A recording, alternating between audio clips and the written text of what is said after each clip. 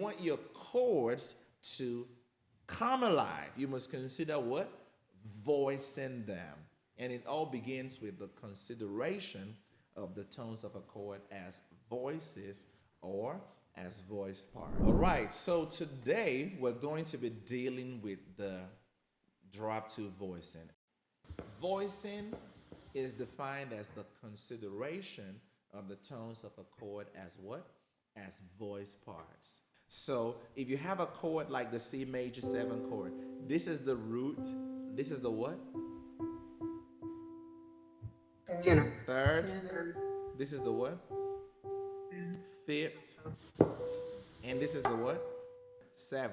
Right. But in voicing, we're going to consider them not only as root, 3rd, 5th, and 7th. We're going to also consider them as what? As voice parts, as bass, tenor, Gotcha. alto, soprano. Now, if you're considering this as bass, tenor, alto, soprano, isn't the first thing to do, isn't it right for you to just take the C and move it to the range of the bass voice? And next, you take this and move it to the tenor range. Can you see that this will sound more what? Appealing than the keyboard hammering. If you want your chords to come alive, you must consider what? Voicing them. And it all begins with the consideration of the tones of a chord as voices or as voice parts. Today we're doing the drop two voicing. And what's the second voice? Alto. Now, what's the alto voice in this chord? G.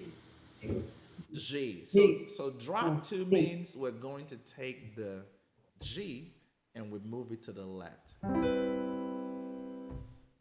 Drop two means the alto voice is moving down what? By an octave. The octave displacement of the alto voice. Now, the alto voice for a triad feels like we're moving the middle tone. But when it comes to a 7th chord, that's when you decide. Is the alto voice E or is it G? Well, because we're considering the tones of the chord, when it comes to chord tones, you consider from the bottom up. Is that correct? 1, 3, 5, 7. But when it comes to voices, you consider from what?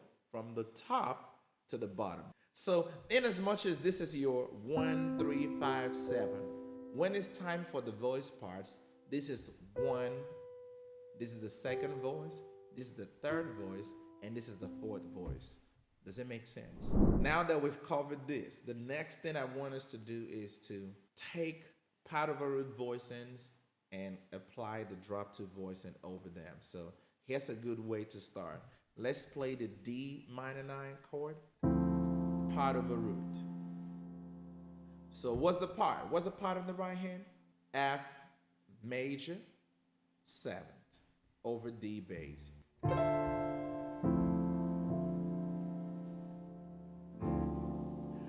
Now, for the F major 7, what is the alto voice of this F major 7 chord? C. So I'm going to get rid of the C on my right hand and move it to the left. How many of us can hear that? What are you doing on the left hand? No. D. D and C. D. D. That's right. And on the right hand, we have that F major 7, and we've already done the drop two voice.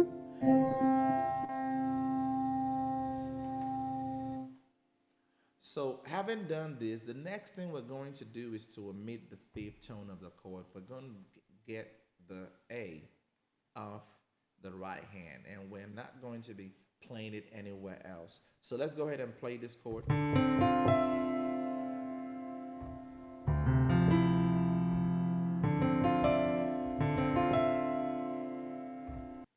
Step number 1, D minor 9, played as what? F major 7 over D bass, right? What are we doing next? Move the C to the left hand. Octave down. And then after that, we take the A off.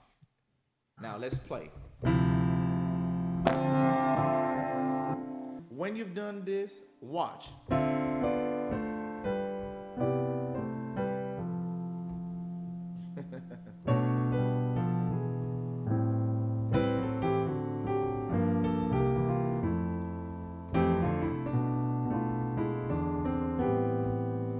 Did you hear the movement of the voices? That's drop two. Drop two is not just about moving the notes up and down. So that's what I want to introduce us to, doing 2-5-1s. So let's go. Let's start from this. Now, how many of us can see that the highest note on the left hand is what? Is C, and the highest note on the right hand is E, and they're harmonizing each other. How many of us can see that? C and E harmonizing each other. Now, let's try this. That takes you from 2 to the 5. Let me know if you can see a G dominant chord here. G, B, D, F. Beautiful. Let's also try this. We're skipping in thirds.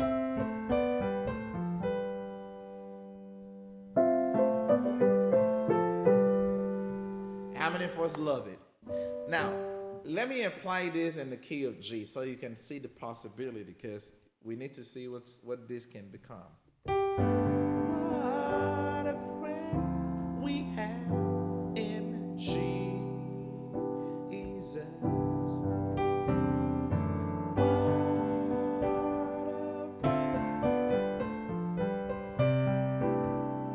Did you hear that? That's over a 2-5-1 that's going to the 4. You can do that. You can move those voices around. So how did we arrive at this voicing? What did we do? The D on the bass with what? With F major 7, right? Now, for the 1 chord, we're doing C on the bass with what? With the E minor 7. Now, thumbs up if you can remember this, that the 2 goes with the 4 and the 1 goes with the 3. How many of us remember that? So let's put it together.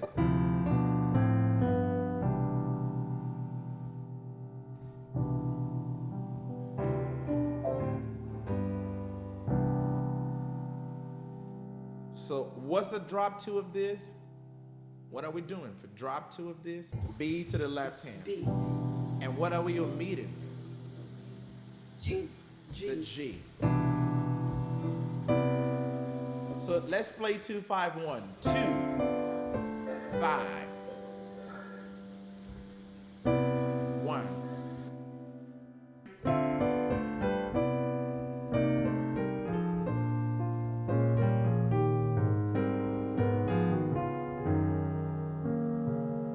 Okay, so let's put it together. Let's go.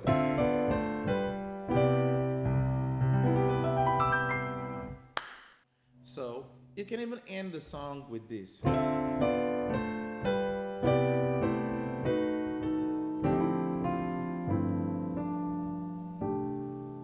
Okay, so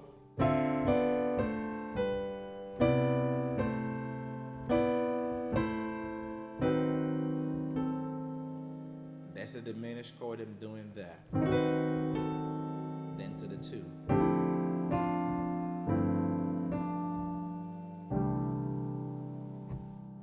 That's a nice way to end a song.